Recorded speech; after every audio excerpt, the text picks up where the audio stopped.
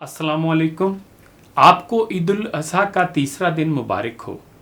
आइए आज इस खुशी और बरकत वाले दिन कुछ बहुत ही अच्छी बातों को तज़कीर के लिए दोहरा लें। मैदान अरफात में नबी रहमत सल्लल्लाहु अलैहि वसल्लम ने 9 ज़िलहज को आखिरी खुतबा दिया था।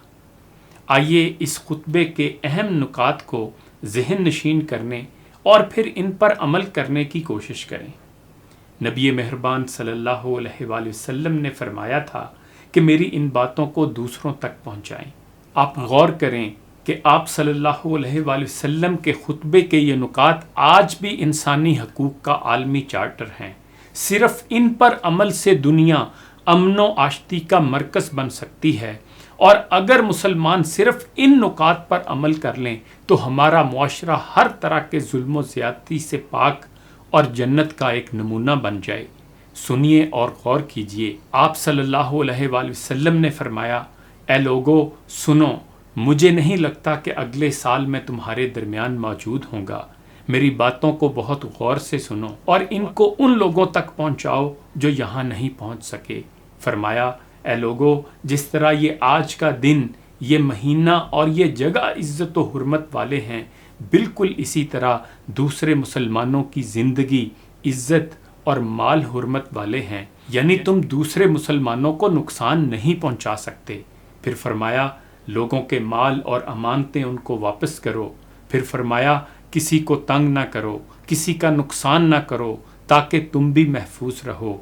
फरमाया, याद रखो तुमने अल्लाह से मिलना है और अल्लाह तुमसे तुम्हारे अमाल की बाबत सवाल करेगा।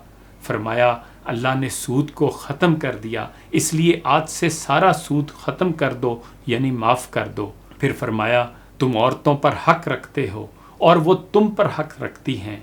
जब वो अपने हकूक़ पूरे कर रही हैं, तुम उनकी सारी ज़िम्मेदारियाँ पूरी करो। फरमाया, औरतों के बारे में नरमी का रवैया कायम करो, क्योंकि वो तुम्हारी शराकत दार यानी पार्टनर और बेलौस खिदमत गुजार हैं। फरमाया, कभी ज़िना के करीब भी मत जाना। फरमाया, ए लोगो, मेरी बात गौर से सुनो, सिर्फ अल्लाह की इबादत करो, 5 फ़र्ज़ नमाजें अदा करो, रमज़ान के रोज़े रखो और ज़कात अदा करते रहो, और अगर इस्तिताअत हो तो हज करो। फिर फरमाया, ज़ुबान की बुनियाद पर, रंग नस्ल की बुनियाद पर तासुब में मत पड़ना। फरमाया, कभी ज़िना के करीब भी मत जाना। फरमाया, ए लोगो, मेरी बात गौर से सुनो, सिर्फ अल्लाह की इबादत करो, 5 फ़र्ज़ नमाजें अदा करो, रमज़ान के रोज़े रखो और ज़कात अदा करते रहो, अगर इस्तिताअत हो तो हज करो। फरमाया, ज़ुबान की बुनियाद पर, रंग नस्ल की बुनियाद पर तासुब में मत पड़ जाना, काले को गोरे पर और गोरे को काले पर, अरबी को अजमी पर और अजमी को अरबी पर कोई फ़ौक़ियत हासिल नहीं। हर मुसलमान दूसरे मुसलमान का भाई है।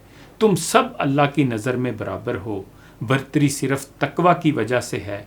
फरमाया, याद रखो तुमको एक दिन अल्लाह के सामने अपने अमाल की जवाबदही के लिए हाजिर होना है। ख़बरदार रहो, मेरे बाद गुमराह ना हो जाना। याद रखना, मेरे बाद कोई नबी नहीं आने वाला, ना कोई नया दीन लाया जाएगा। मेरी बातें अच्छी तरह से समझ लो।